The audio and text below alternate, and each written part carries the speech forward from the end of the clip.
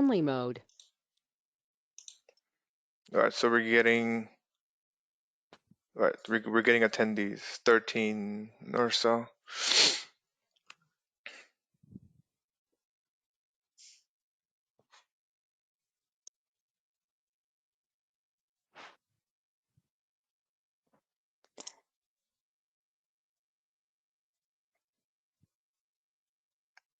Okay, I can see that there's people joining. Hopefully you can hear us. We're just going to wait for a wee minute for the numbers to increase and then we'll get started.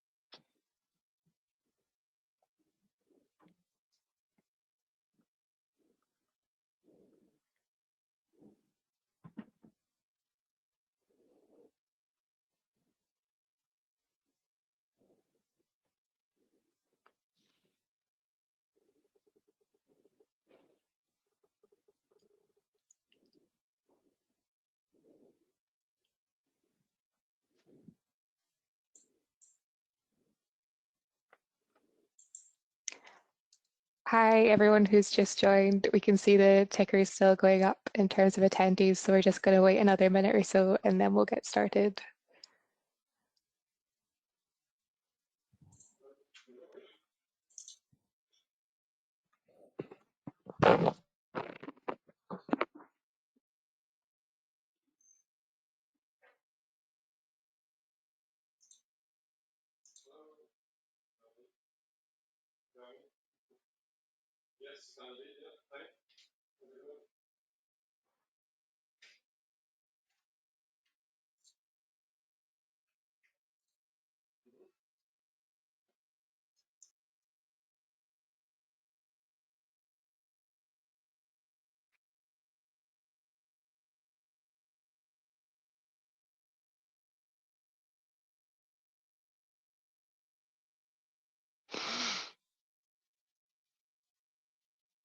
Okie doke, I think things are starting to stabilize in terms of numbers, so we'll get started. Amy, can you bring up the first slide? Great. So thank you everyone for joining us today. We'll be discussing a project that we conducted earlier in the year, along with 3 of our external partners who are also speaking today. So the focus of this project was, of course, co-locating long-duration energy storage with solar PV. Just a bit of housekeeping before we start.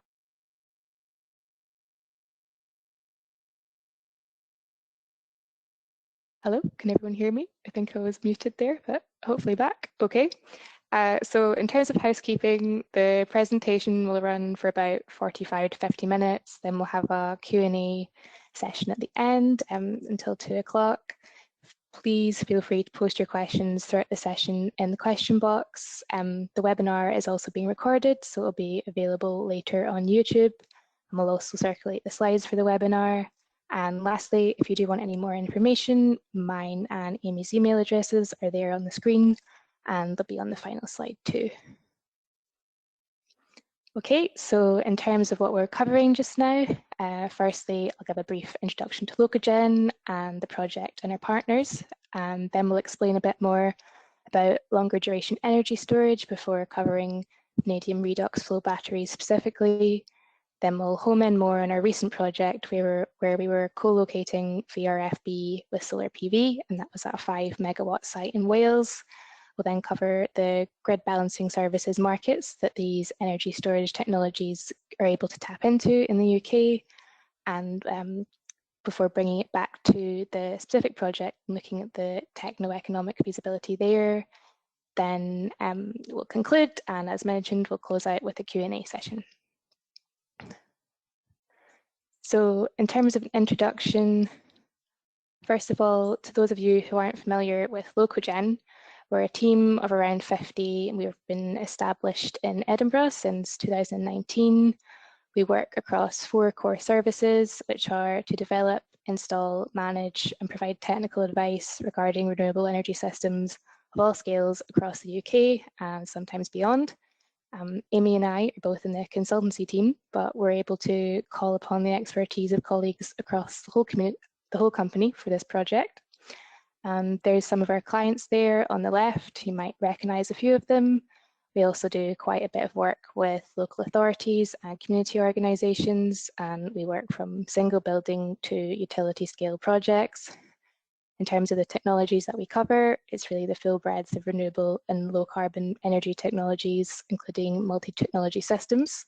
For example, we've just helped one of our clients to get planning permission to develop the energy system for a new distillery in Angus, which will use hydrogen that's been produced from an on-site wind turbine and an electrolyser for all its process heating.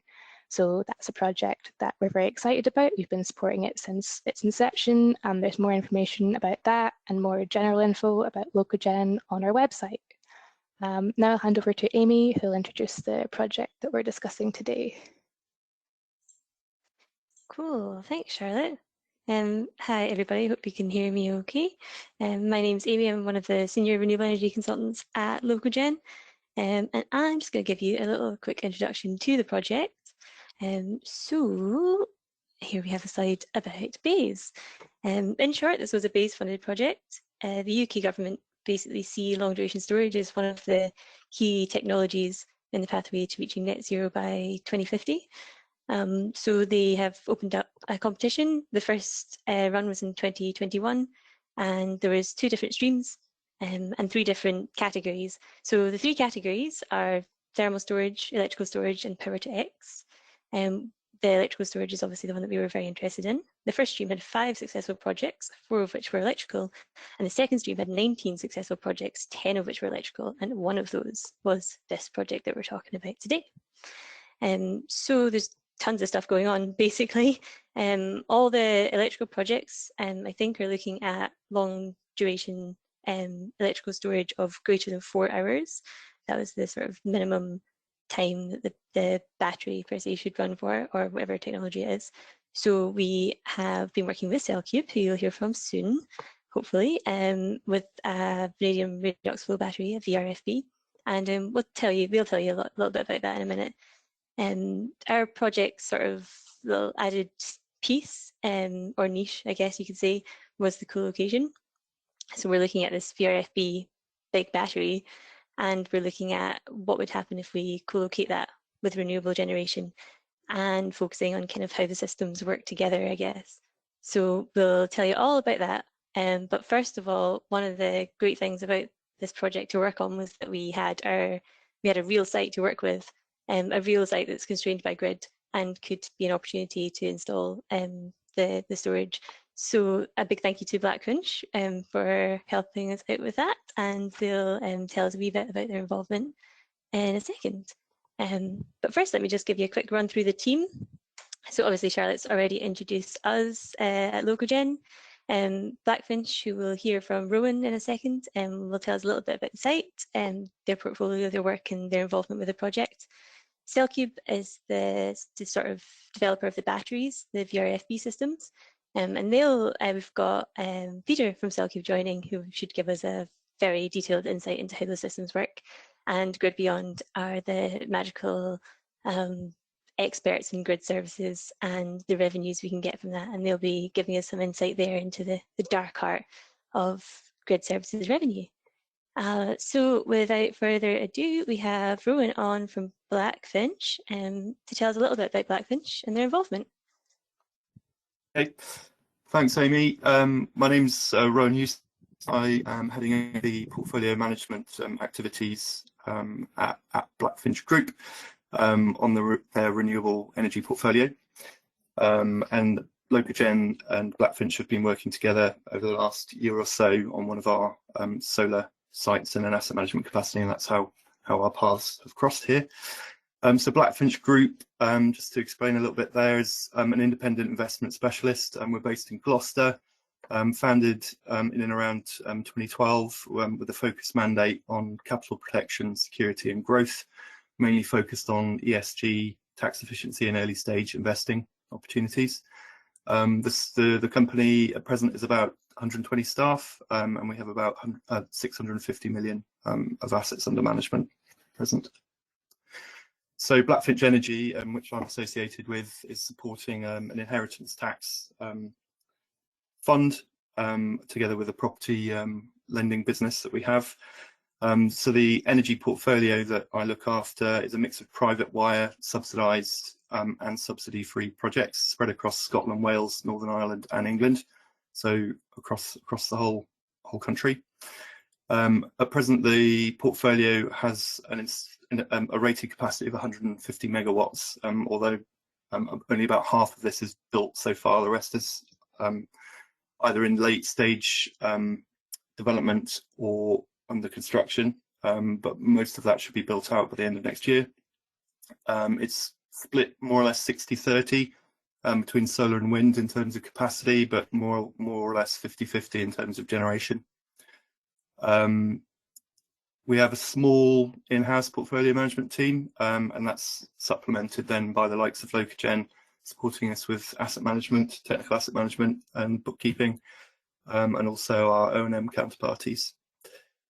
So the rationale for the interest in participating in this project is driven by we have a flexible mandate in energy. To date, we've been focused on fairly mature technologies, low risk, proven technologies as wind and solar.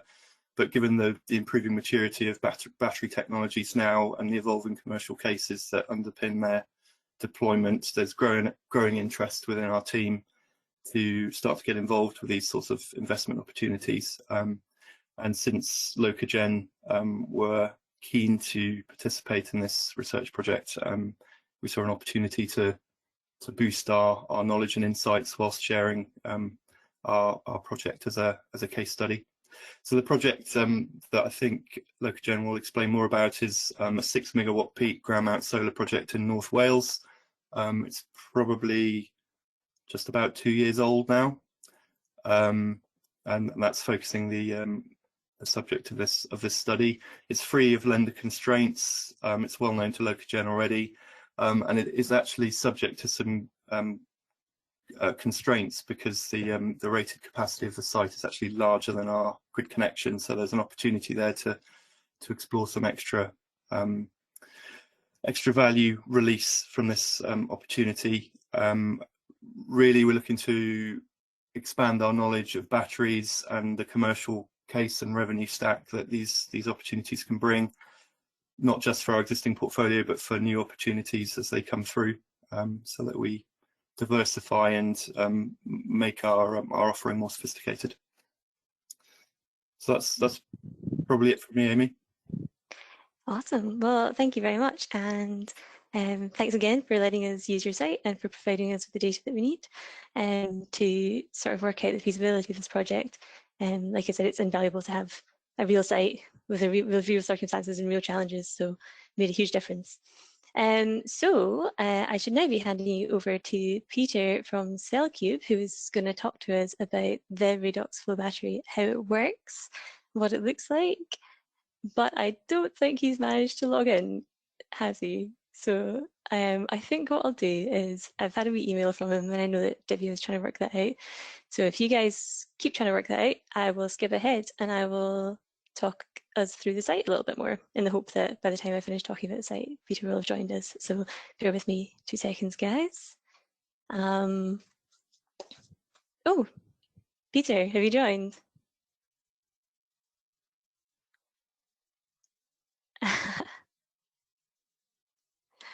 Okay, no worries. I can see his name's popped up on the screen. So what I'll do is I will watch for the little mic button to be working, and I'll talk us through the site first instead.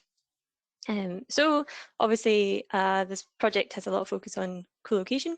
The Vrfb technology is a super interesting technology, and we want to see how that fits with existing sites, with new sites, and the sort of different use cases it could have in the UK sort of market.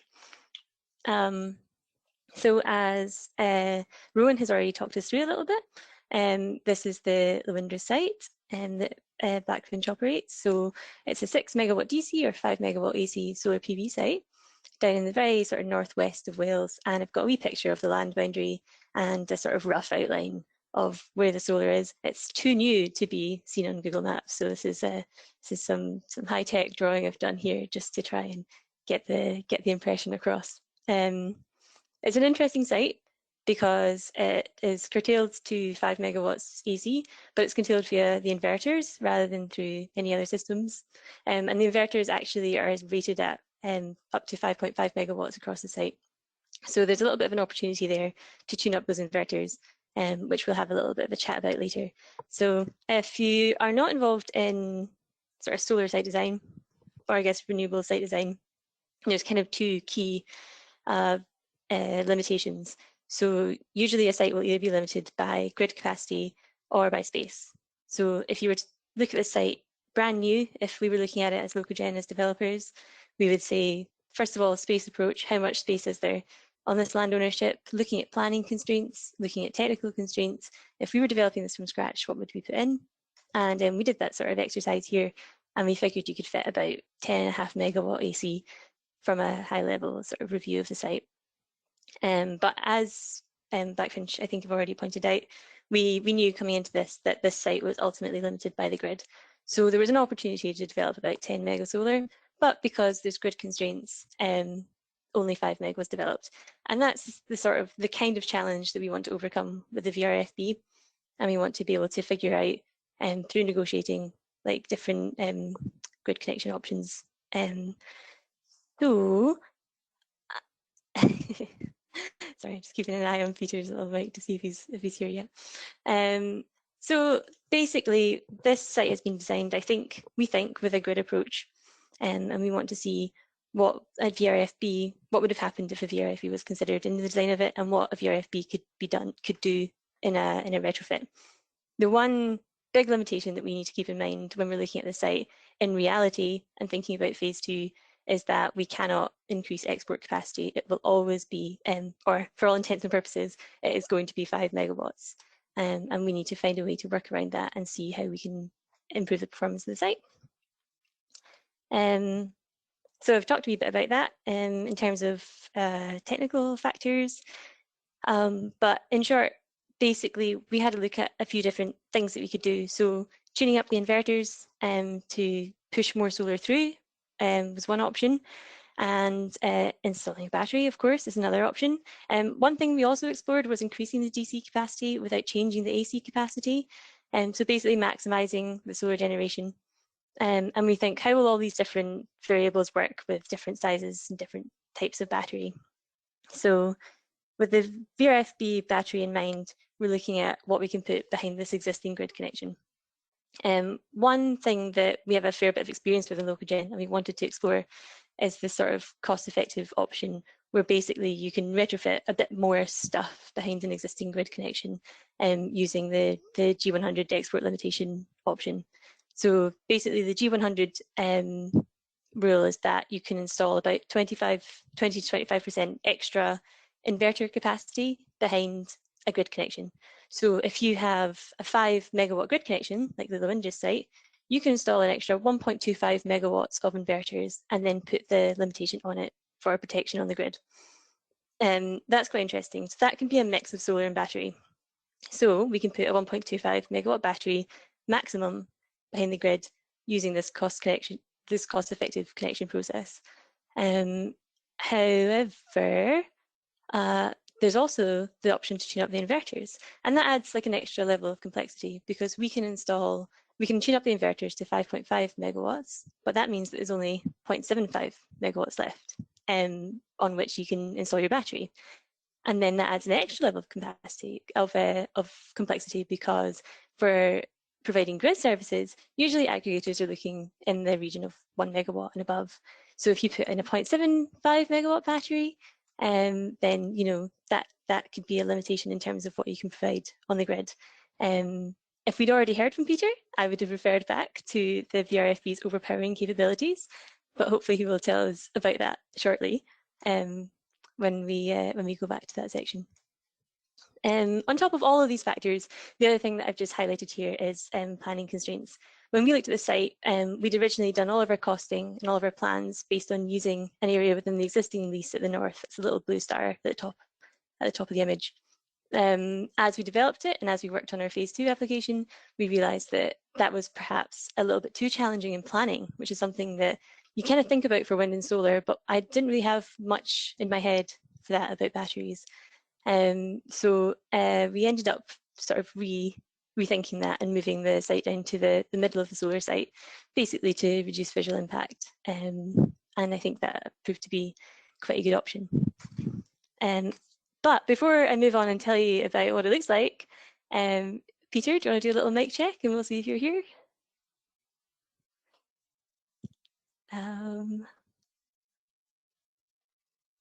Okay, I can't hear anything yet.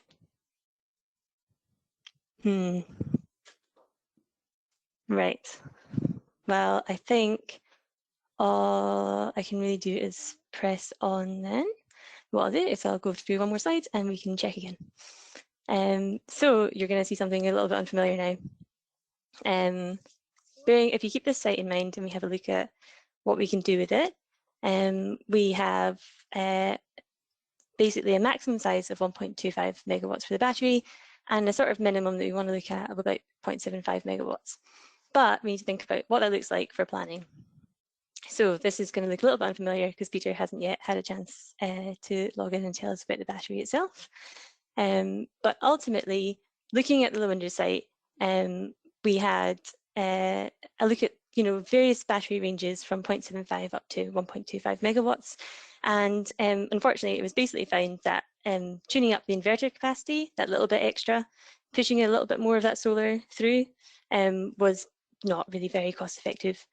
The extra half megawatt of inverter capacity basically didn't have very much value as the site wasn't that curtailed. And that's ultimately due to the sort of the ratio of DC to AC solar that's installed there.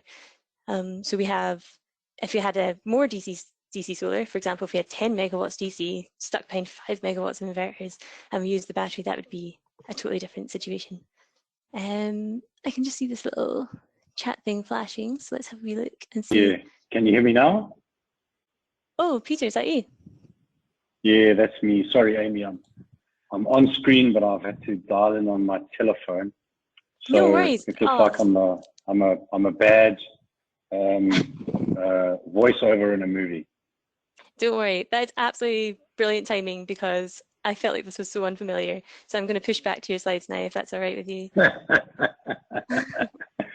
Thank you. Wonderful, wonderful. Everyone, welcome Peter from CellCube. Thank you for joining us today.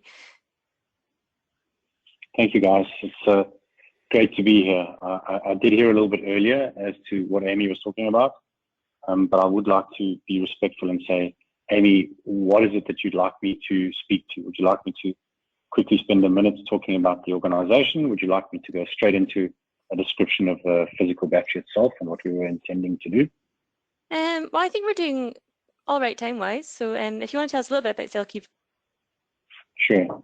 So essentially, CellCube is very much a boutique vanadium redox flow battery manufacturer and OEM.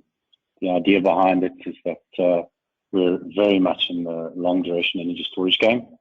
And Amy has very kindly put up a picture of what a 250,000 flow battery system looks like. We are based out of Vienna. We have 138 systems deployed globally. And out of the last 22 odd years of existence, 16 of those years have been as a research and development house. And then in 2018 and 2019, we were given the opportunity to attract some investors, and there was sufficient of an investment to enable us to upscale manufacturing, to make it commercially something that was a going concern and away from a research and development phase. And we're proud to be able to say that we make, develop the project and support now a number of multi-megawatt hour sites around the world when it comes to this particular technology called vanadium redox flow. Practically speaking, the three elements of a VRFB are, number one, the independency of power and energy. So it's not a 1-to-1 ratio, as is a typical experience with batteries. It can be an X to a multiple of X at the end of the day. And that's what makes it interesting as a technology that can handle long duration capacity applications. The second thing, is that we are making standardized systems now in the 4, 6, and 8 hours when it comes to that particular duration. And then the third thing is that we are using as a value proposition the fact that you can overrate, and in fact significantly overrate, a vanadium redox flow battery with no negative effects on the electrolyte, which is the key component of the battery itself. So basically what that means is that technically, if you have a 1 megawatt, 4 megawatt hour system, it's not the 1 megawatt that's important, it's the 4 hours that is important. And you can access that 4 hours in inverted commas however you wish. And to go back to Amy's comment about the converters and the inverters, it's really about what your inverter is able to do. So if you had a 1 megawatt inverter, obviously you're going to get a megawatt out of it. But if you had a 2 megawatt or 2 MVA inverter, you could actually, in the same configuration of battery, pull 2 megawatts out of that battery. It would still be a 4-hour system, basically with a 1 hour nominal power. So it basically means that you would then drain that battery within 2 hours, but there's no risk to the health of the battery in terms of that overpowering. And our thought process as well, is this something that can be applied to the balancing mechanism? Is this something that can be applied to how frequency and voltage elements work in the UK? And that's how the local gen now and ourselves got together to undertake this particular techno-economic analysis. Thank you, Amy. No worries. Yeah, obviously I popped this wee slide up on the screen. I had a second slide from you guys about how the technology works. Would you be, I think you might be familiar with this one here. Do you want to have a wee chat through that just now?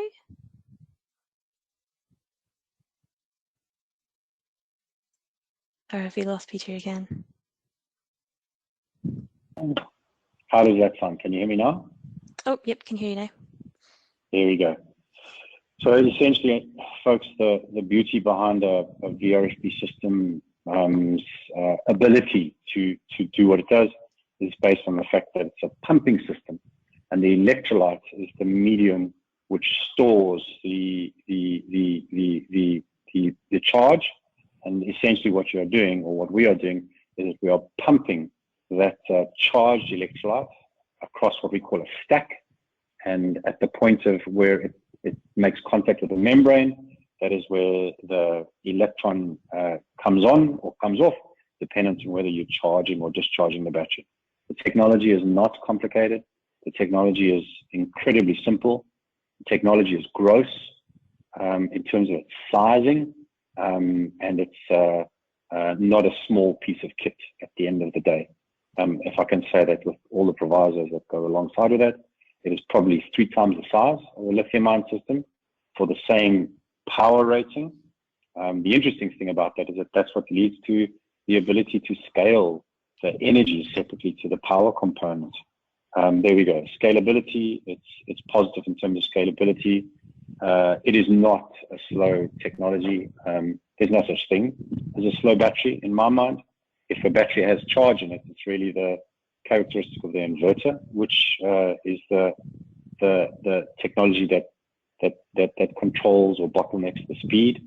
There is massive ability to store energy almost to an unlimited point of view. The use cases are very, very flexible. They are expensive still as a technology, which is one of the reasons why we wanted an engagement in this particular project. And then importantly, they have incredibly long lifetimes. We've got systems in terms of deployment that are between the Sahara and Siberia, and some of those systems have done 10,000 cycles. And because we have the access to them in order to undertake operations monitoring, we can very clearly see that even at 10,000 cycles, the systems in some cases have not had a single percentage point in terms of capacity degradation. In fact, capacity degradation is not a term that we use in the flow battery environment, simply because of the mechanism of how reduction and oxidation work. Environmental impact, I think, which is important. Essentially, the vanadium, which makes up by weight probably 2/3 of the size of a vanadium redox flow battery, is something that is absolutely not going to change state or phase over time. And that really means at the end of a VRFB's life, we can access that electrolyte, take it and redeploy it into a new system with absolutely no risk of needing to recalibrate that electrolyte. So for us, that's a pretty cool value proposition when it comes to the issues that batteries are having around the world in terms of their recyclability at this moment in time. Brilliant. Yep. So yeah, very, very cool technology to be working with. Thank you so much, Peter, for joining and for giving us some insight into that. I will have some time for questions at the end, hopefully, but I will join back in where I left off. So if we take this now, what we have now learned about the battery and what you described so much more eloquently than I tried to do internally last week, we can go back to having a look at it at the context within the Winders site. So our site in Wales, I've already told you about, and our sort of challenges in terms of trying to define the size, I've already told you about. So we'll return to this slide. So in short, at this particular site, because it's already been designed, sort of, I guess the DC is a little bit undersized to what we would look at modern in brand new PV systems. And now we don't really have that much excess curtailed energy, despite the inverters physically curtailing the site. So there wasn't a huge amount of value in terms of the energy that we would save from tuning up the inverters. It was massively outweighed, as Charlotte will go on to tell us, with the financial benefits of using the battery for grid services. So in line with that, the sort of optimum size, I put in quotation marks, that we looked at was a 1.25 megawatt system. So that 1.25 megawatt battery basically does all the grid services stuff that we would want it to do, and has those benefits, while still taking advantage of the co-location, in the sense that it has an extraordinarily cheap grid connection via the G100 export limitation protection. So I just wanted to take what we've seen in terms of the batteries and sort of put that into perspective. Obviously, I briefly mentioned planning, and I think it's something that we definitely need to be aware of developing this in the UK. So at the very bottom, you can see the two different types of batteries that we're using, but they're quite modular. So what this would look like in reality is basically 3 different systems all joined together. So I put the 3 of them at the bottom there. You've got 2 of the 500 2000 batteries and 1 of the 250 1000 batteries. And I've got these excellent little drawings for you just to put that in perspective. If you look really closely, we painted them green, so they're quite difficult to see, but you can see the systems if they were stacked on the right hand side, and it's very much what they look like in a sort of rural setting. So we kind of plonk that next to the PV farm. For this project, with planning in mind, we wanted to have a look and see what footprint that would have if it was if they were unstacked, which we kind of discussed a fair bit with CellCube while we were looking at the design and putting together the plans for stage 2, because obviously a larger footprint makes a difference to planning costs and development costs. So the sort of SketchUp that's on the left there is basically showing all these 13 containers laid side by side in the little section in the middle of the PV farm, and that's very much what we would hope to go in with, and what we would hope it would look like if it was installed at the site. So without further ado, obviously we've identified that as kind of the best option that is realistic for the Winders site, but that doesn't mean that we want to stop there. We want to compare it to lots of other different scenarios. So Charlotte's going to talk about these in a fair bit more detail, and the financial implications, because ultimately from this point that's the main thing that we're focusing on. But in short, we wanted to have a look and see what would happen if we did capture as much solar as possible and we tuned up those inverters. That's option 2, with option 1 being the nominal one. Option 5A, we're skipping numbers because in reality, there's about 20 different scenarios that we looked at. Option 5A is looking at installing more solar behind the meter, but not actually increasing the inverter capacity on the solar significantly, so that we can try and capture more of that curtailed energy, store it in the battery for a long time, and then sell it to the grid. So you're massively making big carbon savings there without having to change the grid capacity. This is one that's particularly challenging with the DNO, and is something we're going to, be investigating more. We had to look at an 8-hour system, and we had to look at comparing 2 of our options with lithium ion options. So, like I say, Charlotte will talk these through in a wee bit more detail. But before she does that, we have Chris here from Grid Beyond, who's going to give a little bit of theory on the grid balancing services. How's your mic working, Chris?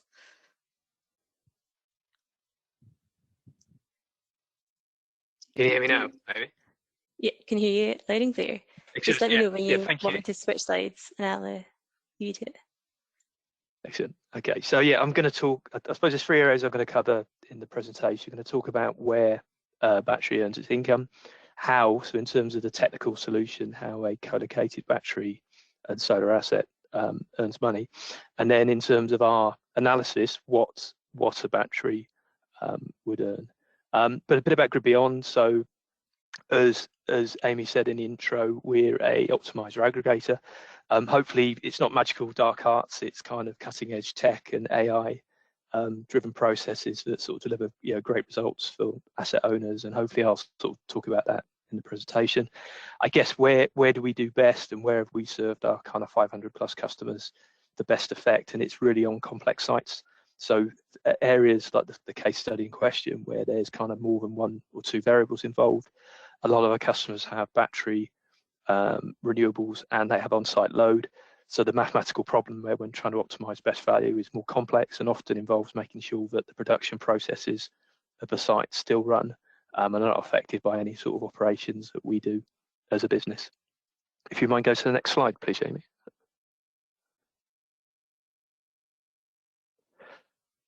So this one, the slide, the flow chart? so this one, so this one there, that's correct. Yeah, so what we've got here is essentially where a battery earns its money. There's 2 main incomes that us as an aggregator optimizer would support a battery with. So there's ancillary services. So these are kind of income streams from National Grid. And then there's the energy traded markets where we would optimize value. So I'll talk a bit through both graphs and sort of maybe explain where we see the direction of those markets in a bit more detail. So the frequency response, so we're moving into new frequency response markets now. So for the last 5 years, we've been operating in a fast frequency market, which has been good for batteries and helped batteries kind of develop from pretty quite small scale to what we're seeing sort of monster batteries come on the system now. But there's 3 schemes now, which in case of DM and DR are very, very new, and they're really been designed purposely for batteries. And I think, as Amy said in the intro, you've got to be over 1 meg in capacity to sort of participate in these schemes. And they are 3 different schemes that have 3 different demands on the battery, and the demands are really in terms of the length of time the battery is in the scheme, and also the speed of response.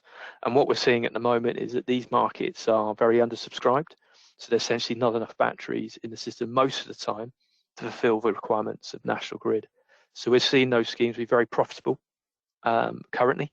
And if you look at kind of external leaderboards, you'll generally see batteries earning most of their income in DC and a bit in DM and DR, but DM and DR are kind of emerging markets. And National Grid will pay for a battery to either turn on to take power from the grid, so that's like a high side service, and then there's a low side service where they need the battery to dispatch power to the grid.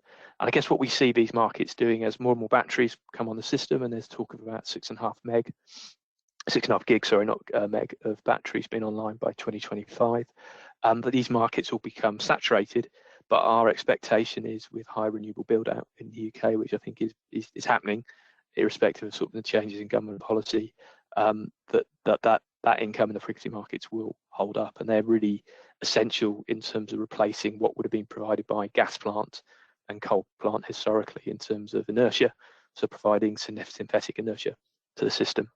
And then on the right hand side is what we call the energy markets, and these markets are continuously being traded. So the first market we look at as an aggregator optimizer is the day ahead market, and then we're going in, there's various exchanges, so there's Nord Pool and EPEX, and then you move into intraday markets, which is power being traded either by exchanges or over the counter, which is actually two traders buying, selling and power close to the point of delivery. And then you move into the BM, which is where National Grid basically calls, people make themselves available to National Grid and they call on them at short notice to deliver power. And I guess what we're seeing in those markets is a lot of tension at the moment. So the Ukraine-Russia situation has obviously caused a lot of high gas prices across Europe, but we're basically seeing those markets at a higher level. But our expectations as we move forward the decade is that the increase in renewables, similar to the frequency, will mean that there'll be more periods of very low prices when the system is oversupplied by renewable energy. So renewable energy having a zero marginal price to turn on, to where we have prices, periods of very high prices where a gas plant particularly hasn't run for as many hours. So we'll need a higher price to turn on. And it's that spread of prices where we really see the batteries benefiting from long term. So certainly in case of a flow battery, they can provide power for more hours over a longer period across the day. So certainly there's a lot of value in capturing those very low prices to charge and those very high prices to discharge. So if you mind going to the next slide, Amy, that'd be great. And this is, I appreciate, a very complex diagram, but this is really the how. So this is how Grid Beyond, how we would optimize a co-located project. So the variables across the top are essentially all the different markets I've spoken about previously. So where the battery earns their revenue. Onto the left-hand side, the actual battery specifications. So things like the battery state of charge, the maximum minimum state of charge it can work within, the warranty cycle of the battery, the availability, if it's going to be down or up for periods of time. So that informs the optimization decision making. And then the second variable, which is adding that extra layer of complexity on a co-located site, is the solar output, because where you've got periods of peak solar output, that's going to constrain the grid connection, which is going to limit the markets you can service the battery in. Certainly there'll be periods of time like at night and in the winter where that's going to be less of a constraint, but certainly within those sort of peak summer months, the actual solar forecast and our ability to forecast actually what solar is going to be produced from the asset really is essential to maximizing the income from the assets. And all those different variables and all those different market prices, they get thrown into our AI optimization. I say thrown in, it's probably not a very technical term, but they get articulated and digested by our AI optimization system, but effectively on a continuous basis. So we're basically optimizing assets every 30 minutes throughout the day. Effectively, they then get digested and they get turned into what we call a trading decision. So it tells Grid Beyond's optimization team where's the best way to trade that asset. Yeah, sorry, I haven't quite got and then they effectively dispatch that asset into those markets. And we, as a business, we're slightly different to other optimizer aggregators. We provide all the hardware and software for the full optimization process. So we will do the kind of the forecasting, the optimization, the dispatch controls, and fit the hardware to enable the asset to be turned on and off at the right markets. So yeah, Amy, if you might go on to the last slide. So this is a key slide in terms of making investment decisions into batteries. So this is really our prognosis of what the battery could earn over a 10-year scheme, a 10-year period. So down the left-hand side are all the different income streams that I've talked about previously. So DC low, DC high, DM and DR, which as mentioned before, have different stresses on the battery and do different things for the different health cycle of the battery. Then we've got energy optimization, which is the intraday and day ahead markets and the BM. And then we've got the kind of capacity market incomes I haven't touched on before, but that's essentially a secondary income that a flow battery will gain a better value than a lithium battery because of its greater depth, that comes from the government auctions that they run annually, and we're just in the process of pre-crediting assets for now. And that gives us our net revenue forecast. And I think probably things to pick out from this is that when we start this process, when we look at 2024, the expectation is that frequency will be a very large part of the income stream, particularly with DM, which is more suited to a flow battery. But as we move through the 10-year period into the back end of that process, the income will switch into energy optimization, where we see particularly flow batteries, maybe more than lithium ion batteries, being able to earn greater money more consistently long term. And I think probably one thing to point out about this slide is that apart from the capacity market element, none of these values are fixed. It's very much we optimize on a daily basis, and the income streams are merchant. I guess probably the last point I'd make on this slide is really around the cycles of the battery. So it won't be any great surprise as the battery gets older, we expect it to work harder to do the same amount of work. But I guess as a kind of a leaving point, we're very bullish on battery income. We really see battery income being sustainable and growing over the next 10 years. There's kind of the facts I touched on at the start around greater renewable penetration, more fossil fuel assets falling off the system. So we're seeing a lot of batteries coming to us, and we're obviously seeing the battery sector grow significantly at the moment. So thank you, Amy. That's my slides. Awesome. Thank you very much for that. And sorry for skipping ahead there. It turns out wherever I click, something happens. So I can see we've got some questions coming through.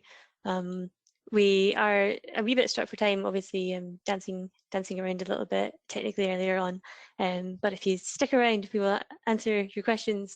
Otherwise, we'll be sending out a wee checkbox if you want to hear more info, and you'll have our contact details if you're not able to stick around for that. Charlotte, you want to give us a wee chat through the techno-economic feasibility? Sure. So this is obviously using the outputs that we had from Grid Beyond, as well as working with our internal developments team and asset management team and CellCube to determine the likely costs for the project at the Lowindris site, and then comparing these against lithium-ion batteries. So initially we have the base case, which is the setup that Amy's mentioned a few times now, with no changes to the solar PV capacity and a 1.5 megawatt VRFB. So this had a DevEx and CapEx total of about 4 million. So just over half of this cost was coming from the battery itself. So as you can see, annual operational costs was estimated at 93,000, and it was estimated to bring in 337,000 earnings in year one, although Chris has obviously shown that changes year on year, not just with inflation. So these resulted in a 7.9% internal rate of return after 20 years and 11.4 year payback. And that's for a novel technology with no grant funding. And that was the base case that we compared the rest of the scenarios against. So the first of these was tuning the PV inverters to maximize electricity generation that's going to the grid, and in turn sacrificing battery capacity a little bit. So what we saw from the returns here is that in this case, it was better to favor more battery capacity instead in order to gain more revenue. I would mention though that this is a site-specific conclusion, and the same might not be true for a site with different grid constraints where there might be more curtailment. We also looked at increasing the PV capacity on the site, as Amy mentioned, so that provided the best returns, particularly due to the additional income from all this new solar generation, but this would come with the highest development risk, of course, so it wasn't feasible to take forward for planning for the project that we were focusing on, compared to the other options that were all lower risk from this perspective. And then the last VRFB option there is the 8-hour storage option rather than 4 hours as previously. So this one had to be smaller in terms of capacity than the other outputs due to the physical size of the batteries. And in this case, the system didn't provide enough economies of scale essentially to make enough income to provide a payback on the horizon that we considered. So one thing that this does indicate is that getting the size of the battery right is really important on a site-by-site basis. And then when comparing against lithium ion options, these batteries currently have lower capex and opex, as you might expect, given they're a much more established technology. But very interestingly, the overrating feature of the VRFB that Peter mentioned, and the fact that the VRFB batteries can undergo significantly more cycles in a year, allows for significantly higher grid services income compared to the same size for VRFB versus lithium ion. So ultimately, and it was due to their lower capital costs, the lithium ions did provide shorter paybacks and higher returns. We do think the high revenues afforded by the VRFB technology are really significant though. So as costs come down over time, we anticipate that they can become a really competitive option. Next slide, please, Amy. So having determined that this base case 1.25 megawatt battery provided the best VRFB option for the site in terms of the balance between financial paybacks and development risk, we then did a bit of sensitivity testing. So we looked at changes to inflation, capex, and revenue, which is obviously what's shown in the table there. So we were initially considering 2% inflation because back at the start of the year and before then, that would have been fairly standard. Things have obviously changed a bit, but the 5% sensitivity that we considered here, we can see that the 20-year returns are only marginally impacted by this change, which was quite reassuring. Then we looked at high and low capex scenarios. So the low capex scenario might represent what's likely to happen in the near future as the VRFB market matures, or alternatively, a situation where there is some grant funding or other incentive available. And as you can see, 20-year returns jumped up in this case to 11%, which we think is really promising. Lastly, we looked at high and low grid services revenue scenarios, and these show that the returns are obviously very sensitive to this revenue.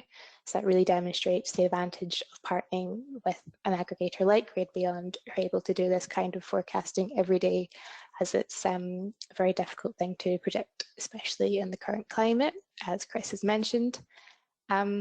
That was all I was going to say. That's been a very whistle-stop tour of the techno-economics, but I'll hand back to Amy in the interest of time. No worries, whistle-stop tour in line with the fact that we are running out of time. So thank you very much, Charlotte. And thanks everyone who joined today and everyone who's spoken today. I appreciate we've gone through lots of information. So I kind of pulled out some key points just to wrap up some key observations that we made throughout the project. I guess one thing that really struck with me throughout the energy modelling is that there's definitely a use case there for long duration energy storage and for VRFB, where we can negotiate sort of bigger generation behind constrained grid connections. It's something that's limiting the size of developments kind of all over the UK right now, and this definitely feels like a good way to overcome that if we can just, you know, make that technology, you know, not be seen as too innovative and more as totally normal. So that, I think that's one of the key takeaways for me. We're kind of like looking at that with the DNO just now in terms of how you can fit these things together and install more solar, for example. For retrofits, one thing that we definitely saw was that going down the mod app route with the grid connection and using that G100 limiter was just an absolutely fantastic outcome for the project. It's something that we didn't quite expect to go so well, but you know, with a lot of discussions and a lot of chat about how this would affect the way the battery operates, how this would affect the grid services, being able to secure a grid offer of sub 100k was absolutely fantastic, and definitely makes for quite a financially feasible project in some senses. So I think that's one of the key benefits of co-location that we didn't really see as one of the key benefits of co-location when we started, but 100% came out in the wash as we were working through it. For the VRFB in the UK, I think one of the biggest risks we thought was planning, but we've already demonstrated there's lots of ways to overcome that. And when you put it in the context of a site that's already developed, you've got an extra added benefit there. So if you are wanting to put a battery in next to an existing site, you know, that's a very good argument to have in planning as well. And Peter, of course, has highlighted many other benefits in his table, and I can see some people are having some questions about them, so we'll have a wee chat through. As usual, if we got kind of more investment in these kind of projects and could bring the risk down, I think we've got something very viable and a great technology to take forward. So hopefully we'll keep working together and get some of these installed in the UK. So I think we'll wrap up there. I believe we're going to send out a wee survey, which is basically a checkbox if you want to hear more from anyone who's spoken today, or about any particular part of the presentation, or about all of it. We've also got me and Charlotte's, oh, I forgot to share my slide. Oh well, talk you through these benefits. Voila. We've got me and Charlotte's contact details up there, and both of us could probably talk about this project for a really long time. So you can always contact us directly with any questions or feedback, pretty much any time. So with that, I thank you everyone for coming today. What do you say, Charlotte? Do you think we've got time for some questions? 5 minutes. Absolutely. I can't see them though, so you'll have to read them out. Okay, no worries. My screen's a little bit tricky here. So the first question we had here, I'm just going to read this straight off, and I think it might be one for Peter. Hopefully he's still here. I'd be interested to know a little bit about the supply chain for vanadium redox flow battery. Is its extraction less impactful than lithium, for example? Peter, yes. Can you hear me, Amy? Yeah, got you. Fantastic. I'm glad I'm still here. In terms of the supply chain, there are two elements to the supply chain. There is the supply chain that focuses on the top unit in that system that I showed you a little bit earlier. And then there's the supply chain that focuses on the bottom. That's the power unit. The bottom is the energy unit. The power unit is really brass, pipes and wires and plastic. And there are no issues in that supply chain. A lot of the products are standardized, if I can call it that, and whatever repurposing we've got to do, we do at the factory itself, at the manufacturing plant. So no issues in the power side of the unit. On the energy side of the unit, it is very clear to us in terms of how we procure vanadium electrolyte, how we source feedstock that is then manufactured into vanadium electrolyte, that some parts of the world, non-European, non-Western parts of the world, have for a long time started to build those supply chains, and those supply chains in those particular countries or country are extremely mature, probably able to deliver upwards of 10 times what we can deliver in this part of the world quite comfortably, with quality that is the equivalent, if not better, than what we can deliver. That's interesting because this is not the story of what we hear about supply chains being constrained generally across the world. We see exactly the opposite. We see supply chains being built and rolled out at a significant scale. In terms of what it means to mine electrolyte, essentially in those economies that I'm referring to, and there's the big giants in the world, that vanadium electrolyte is not made from feedstock that is mined in the primary source. It's actually made from feedstock that comes off the cap on top of an iron smelter, the kiln contents. So it's effectively a very good way to deal with that waste, so to speak. And that's the secondary market. That vanadium electrolyte is quite comfortable in our systems. The part of the supply chain that refers to mining, and the question specifically around is mining vanadium very different to mining lithium ion? Yes, it is. Does not consume the same amounts of water, does not get involved in the same processes.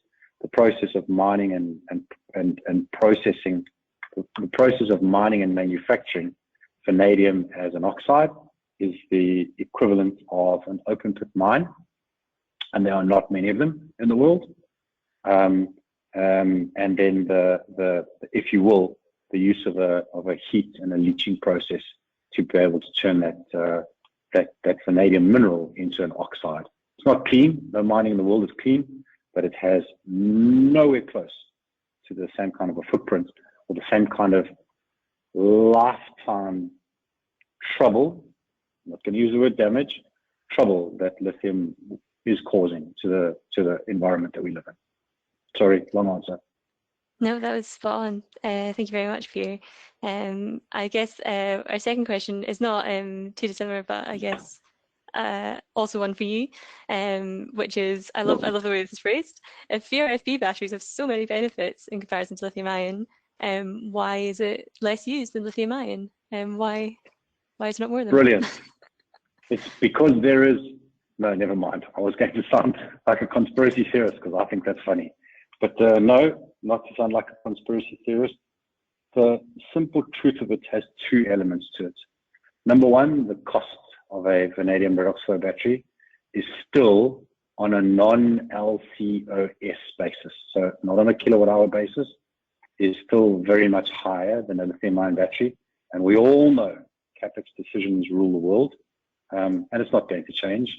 It's up to us to mature the technology and then catch the right market at the right time, which is why our use cases for Vrfb are so specific. The second reason is, which is something of a misfortune or an unfortunate event, is that when batteries started to be seen as viable alternatives for large stationary utility scale, there was no technology available that was very easy to fit into that space. And what was available was lithium ion. So naturally, that gives lithium ion the opportunity, deservedly so, to make use of that advantage. And we don't hold that against the lithium ion guys. That's not the purpose behind it. What we do say is that lithium ion has a space in the short duration, high power duration game, and a vanadium redox battery has its space in the long duration game. I think very similar to what Chris has spoken about, that the market will at some stage differentiate between short duration use cases and long duration use cases. And we're only focusing on the long duration use cases. We are not in any way as amazing as lithium ion is for what it does well. We are not in any way as mature as what lithium ion is as a sector to the economy. And we're not positioning ourselves against lithium ion. We're trying to find out, can our systems do the same as what a lithium ion battery can do? What is the cost on a kilowatt hour basis? And can we build a competitive, shall we say, incursion into that space? Mm-hmm. Excellent. We have I think we've got two more questions. I'm just having to read through one. Oh, that's interesting. That's a good question, actually.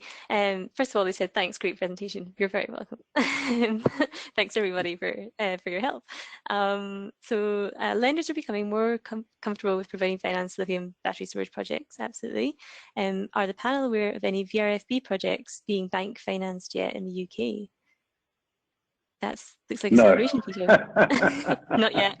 No, unfortunately not in the UK. This was this particular initiative, as you know, Amy and Charlotte and Chris and Rowan, was an attempt to see if that was a hurdle that we could now cross as part of the process.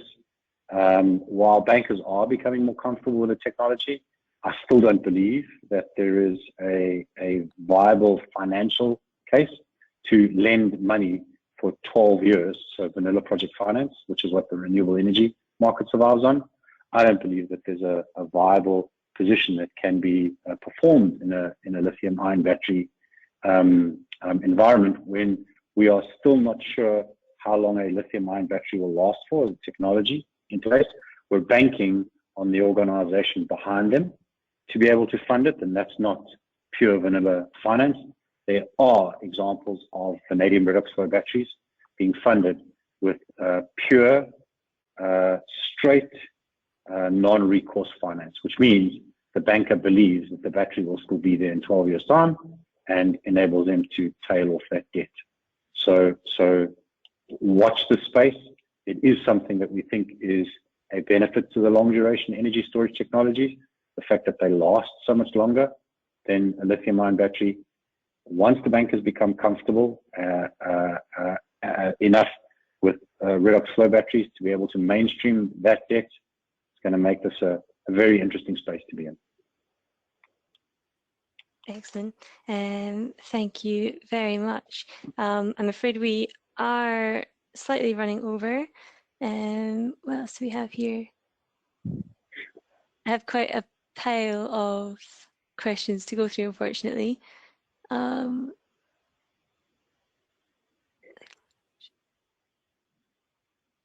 I think best course of action might be I think we can pull these out afterwards and maybe circulate some questions and answers. Amy, in we which still case, have quite some time, around 10 minutes or so. So if you have time, you can for sure answer some of the questions if you would like to. oh, cool. I thought it was going to cut me off. That's why I was like, No. I'm so used to Zoom automatically chucking me out when, Yeah, because when I'm not quite because we finished still yet. have around 10 minutes, so for sure you can answer all the questions. No worries. All right, here's one. Oh, this is an interesting one that I think I was asking my own questions about recently. If you put aside the long duration and life cycle of the flow battery energy storage system, what do you think? Oh, one sec, I just need to do this properly. What do you think is going to be the breakthrough for flow in terms of making it competitive against other chemistries? So if we look at other types, are there other types of long duration storage out there that that Vrfb is getting challenged by? And how do you think you're going to beat them, basically? Sorry, Peter, you're getting all the questions right now. No, that question's too complicated, Amy. No worries. Can you ask me that again? Because I felt that there were about 3 questions in that sentence. I feel like there was slightly. I started reading it and got a little bit confused myself. So I tell you what, maybe we address that one afterwards, because it's a lot. I think it's quite similar to the lithium ion question you just answered, but we have to have a wee look at some other technologies. Is your setup solar PV batteries scalable to a 400 megawatt project like we see in the US? And if not, what are the main roadblocks? So if we're looking at much larger systems, do you think this is scalable up to that size? I'm not sure if this is referring specifically to the UK. As far as I understand, the Vrfb is very modular. I'm trying to imagine how many shipping containers would be up at the 400 megawatt project scale, but I don't think you'd be looking at a 400 megawatt battery in that instance. No. Probably a lot. Yeah, if you take a look at the Dalian project, so the largest utility scale stationary batteries systems are in China, and they are currently commissioning in batches of 5 megawatts at a time the first portions of the 200 megawatts, 800 megawatt hours, and it's no longer a containerized system, it's now a building. But the point behind it is that that's very effective use of space, and it shows that it can absolutely be done at the gigantic scale. What was the name of that project you said there? Dandelion. We call it Dalian, DALIAN, as a benchmark project for what is going on in that part of the world. It for sure has another name, but I can't remember it. But if you search it, it's Dalian, 200 megawatts, 800 megawatt hours Vrfb, and that's what it is. Sorry, there is another name for it, but I can't. No worries. I can't relate to it. Sorry. We Google a bit later. All right, I've got one more question here, which I think Chris might be interested in. Do you see? I know, Peter, you can take a wee break. Do you see an impact on predicted battery income streams as a result of Liz Truss's plans for A, moving renewable generators onto CFD, and B, supporting deployment of broader energy generation sources as well as renewables? I think it's really hard to say. I'm not sort of trying to dodge the question because I think they've come out with some quite big statements, and they're not really even said how they're going to finance it yet, let alone kind of deal with all the kind of private law issues around existing renewable projects. I guess my overriding thought is that we're going to have more renewables on the system. That's kind of a given, and just the market dynamics, that you have periods where you're going to have periods of very low prices, which will be caused by renewables. However they're settled, whatever mechanism they use, they're going to be, they're probably going to be settled against day ahead market and with a CFD fixing their price. So you're going to have increasingly periods of very low prices, and maybe negative if there's kind of too much renewables, particularly at weekends and at night. And then you're going to have the same situation where you're going to have fossil fuel assets to provide the difference at the moment, at least in the foreseeable future, until maybe hydrogen really scales up. So you're going to have more expensive assets to fill the gap. And I think our view is that spread between the lows and the highs is going to get wider than what we're seeing at the moment. So I think on that basis, we're comfortable that battery revenue streams will stay consistently strong. And I think probably back to the point I made about the flow batteries is that there'll be greater periods and greater spreads, and it's those greater periods within a day which will allow the flow batteries to really capitalise, because they will be able to provide power for 3-4 hours rather than potentially an hour and a half, which a 2-hour lithium battery will be able to do. And I think that's probably, I think a conscious lithium's sort of the main player at the moment, and I think that there's a reason for that. But I think longer term, as these market dynamics play out, and it's not just on a UK perspective, we're an interconnected grid with the rest of Europe, and everyone's going the same way with lots of renewables, probably more renewables now. What's happened in Russia or Ukraine? So I think my view is battery incomes are going to be strong moving forward. But if they come out with something completely unforeseen and completely redesign the market completely, I can't say that. But I think what we see at the moment, it's still looking really good for batteries, and it's a strong investment. Excellent. Awesome. Thank you very much for that. I think that's us run through just about every single one of our questions. A few comments and goodbye to everyone who's left already, and thank you for attending. Someone's asked us when the battery was commissioned. It's not commissioned, unfortunately, but I'm sure we'll hear about it as soon as one is commissioned in the UK. Look forward to that happening. So I think all that's left to say is massive thank you to everybody.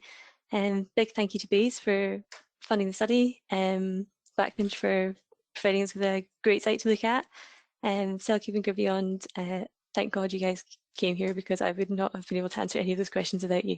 So really appreciate your time, and cheers to Charlotte as well. And I will end this meeting. I think the slides will be shared afterwards, and like I said, everyone will get a wee survey with contact details, and you can sign up to hear more, but feel free to give us a shout anytime. All right. Thank Thanks, you, everybody. Amy. And likewise, Chris, thank you for being here, because I would not have been able to answer any of your questions. I found it was really good. Thank you. Awesome. Thank you, guys. Thank Thank you, you. everybody. Bye. Ciao, ciao. Thank you. Hey.